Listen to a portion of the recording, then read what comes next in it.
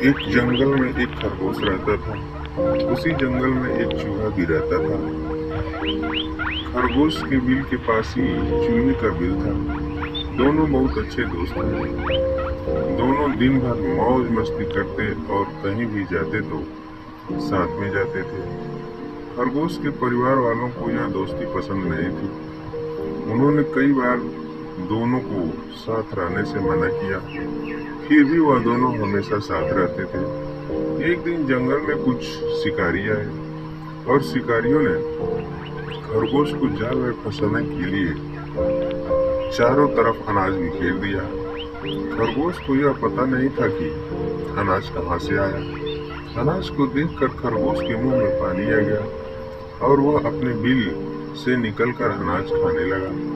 अचानक खरगोश का पैर शिकारियों के फेंके हुए जाल में फंस गया।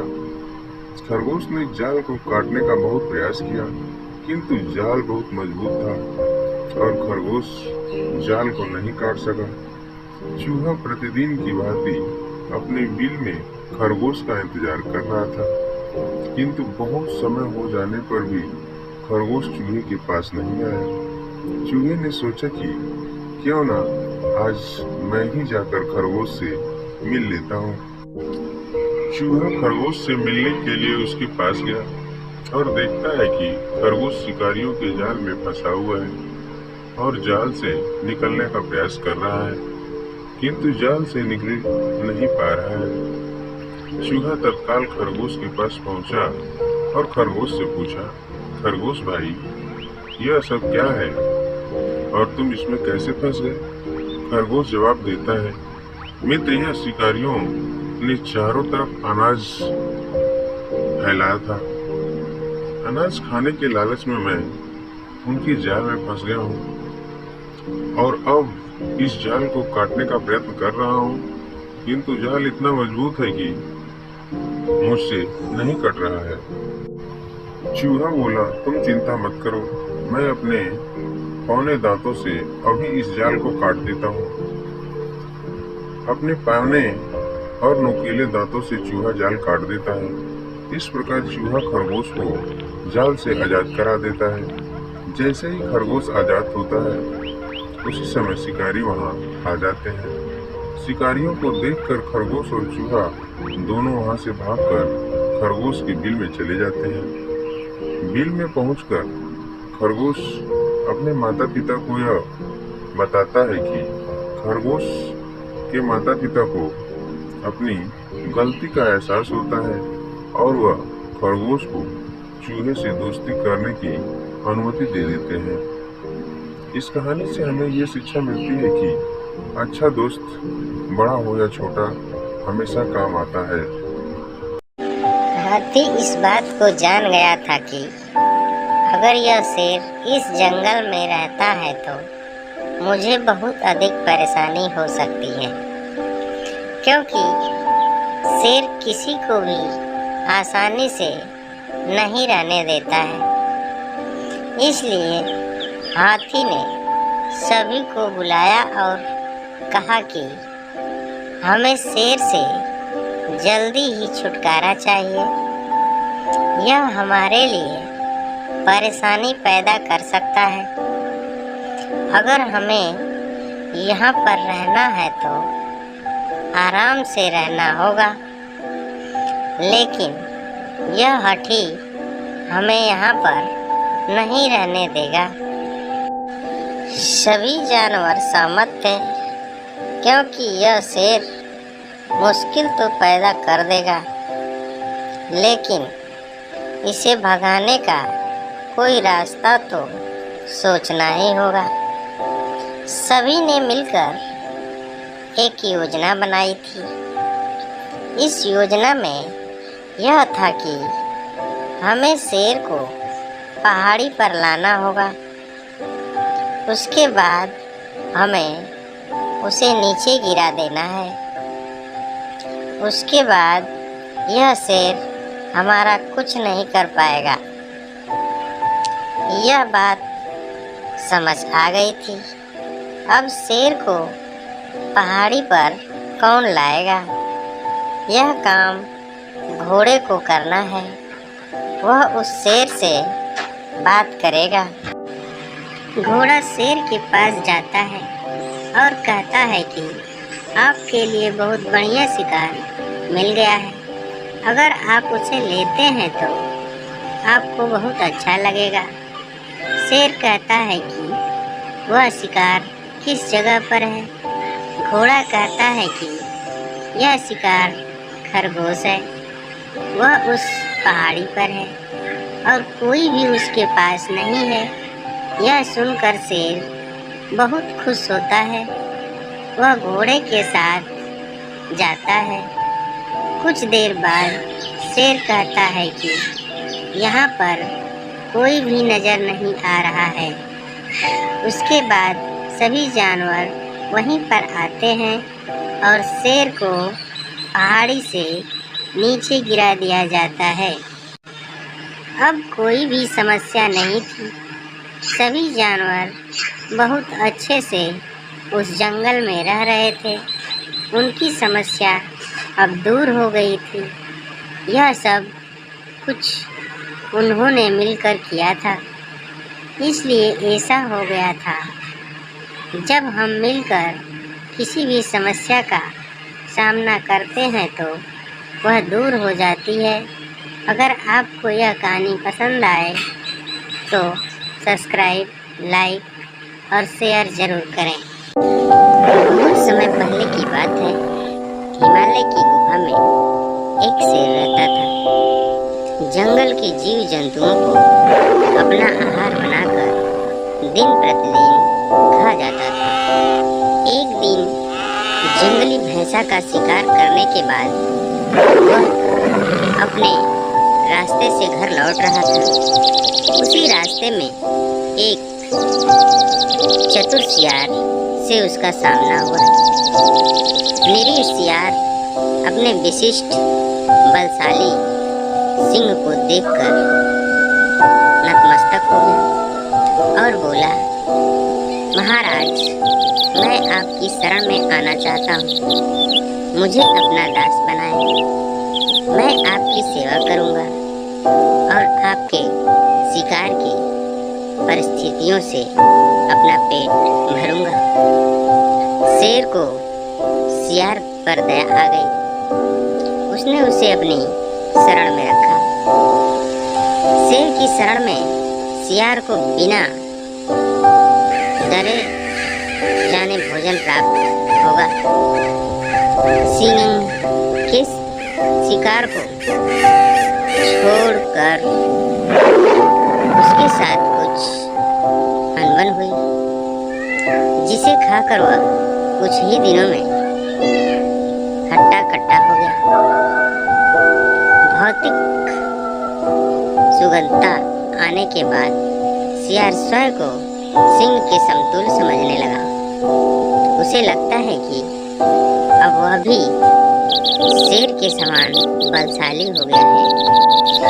इसी घमंड में वह एक दिन शेर से बोला, अरे शेर, मेरा शरीर हृष्ट पुष्ट देख लो। क्या मैं बिल्कुल शक्तिशाली नहीं हो गया हूँ? नहीं ना। इसलिए आज से मैं शिकार कर उसका भक्षण करूँगा। मेरी छोड़ी हुई चीज़ों से तुम अपना पेट भर लेना। शेर शियार के प्रति मित्रवत था। वह उसे बोला, चंचल शियार की चिंता थी उसे, इसलिए उसने शिकार करने से मना किया। लेकिन घमंडी शियार के सिर पर घमंड चढ़कर बोल रहा था। वह सिंह का सलाह नहीं माना। वह पहाड़ की चोटी पर चढ़ गया। वहां से उसने देखा कि नीचे हाथियों का झुंड जा रहा था। उन्हें देख वह भी शेर की तरह गर्जने की सोची, लेकिन वह तो शियार था। शियार की तरह जोर जोर से आवाज निकालने के बाद वह पहाड़ से हाथियों के झुंड के ऊपर कूद पड़ा, लेकिन उनके सिर के ऊपर गिरने की जगह वह उनके पैरों में जा गिरा। मस्त हाथी अपनी धुन में चलते जा रहे थे, उसे कुचलते हुए निकल गए। इस तरह सियार के प्राण पखेरु उड़ गए। पहाड़ के ऊपर का सिंह अपने मित्र सियार की हालत देखकर बोला, होते हैं जो मूर्ख और घमंडी, उनकी ऐसी ही गति होती है। एक समय की बात है, एक घने जंगल में पीकू नाम का एक चतुर और शरारती बंदर रहता था। उसी जंगल में शेरू नाम का एक शक्तिशाली शेर रहता था। वे दोनों पड़ोसी थे, लेकिन उनका व्यक्तित्व बहुत अलग था। पीकू नाम का बंदर हमेशा ऊर्जा से भरा हुआ रहता था और उसे जंगल में अन्य जानवरों के साथ मजाक करना पसंद था। वह अपने चालाक तरीकों के लिए जाना जाता था और अक्सर अपनी चालाकी दिखाने के चक्कर में खुद को परेशानी में डाल लेता था। दूसरी ओर शेरू बुद्धिमान और दयालु था। जंगल के सभी जानवर उसका सम्मान करते थे। वह अपनी बहादुरी और नेतृत्व के लिए जाना जाता था। एक दिन पीकू ने शेरू के साथ एक मजाक करने का फैसला किया। उसने सोचा कि शक्तिशाली शेर को चुनौती देना और अन्य जानवरों के सामने अपनी चतुराई साबित करने में बड़ा मजा आएगा। वह एक ऊंचे पेड़ की चोटी पर चढ़ गया और चिल्लाया, हे शेरू, मैं तुम्हें ताकत और चपलता की प्रतियोगिता के लिए चुनौती देता हूँ। देखते हैं जंगल के दूसरी ओर नदी तक कौन पहले पहुँच सकता है। शेरू बुद्धिमान होने के नाते जानता था कि पीकू बंदर कुछ करने वाला है, लेकिन उसने बंदर के साथ खेल खेलने का फैसला किया। उसने जवाब दिया, बहुत अच्छा पीकू, मैं तुम्हारी चुनौती स्वीकार करता हूँ। जंगल के अन्य जानवर प्रतियोगिता देखने के लिए इकट्ठा हो गए। शेरू और पीकू प्रतियोगिता के लिए तैयार होकर साथ साथ खड़े हो गए। जैसे ही दौड़ शुरू हुई, पीकू अपने लाभ के लिए अपनी चपलता का उपयोग करते हुए एक शाखा से दूसरी शाखा पर झूलते हुए आगे बढ़ता गया।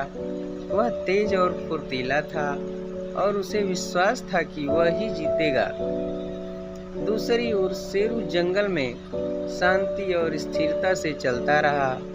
वह जानता था कि पीकू के साथ दौड़ना उचित नहीं होगा, क्योंकि उसे ताकत के लिए बनाया गया था, बंदर की तरह गति के लिए नहीं। जैसे ही पीकू आधे रास्ते पर पहुंचा, वह यह देखने के लिए पीछे मुड़ा कि शेरू कहाँ है। उसे आश्चर्य हुआ कि उसे शेरू कहीं भी दिखाई नहीं दिया। पीकू बंदर यह सोचकर खुद पर हंस पड़ा कि उसने शेर की मात दे दी। हालांकि पीकू बंदर को यह नहीं पता था कि शेर ने एक अलग रास्ता अपना लिया है। वह नदी के लंबे अधिक सीधे रास्ते का अनुसरण करते हुए नदी की ओर चला गया था। जैसे ही पीकू नदी के पास पहुंचा, वह यह देखकर चौंक गया कि शेर तो पहले से ही वहां पहुंच चुका था और शांति से नदी के किनारे से पानी पी रहा था। यह देखकर पीकू बंदर को शर्मिंदगी महसूस हुई और उसे एहसास हुआ कि उसने शेरू की बुद्धिमानी और रणनीति को कम आंका था।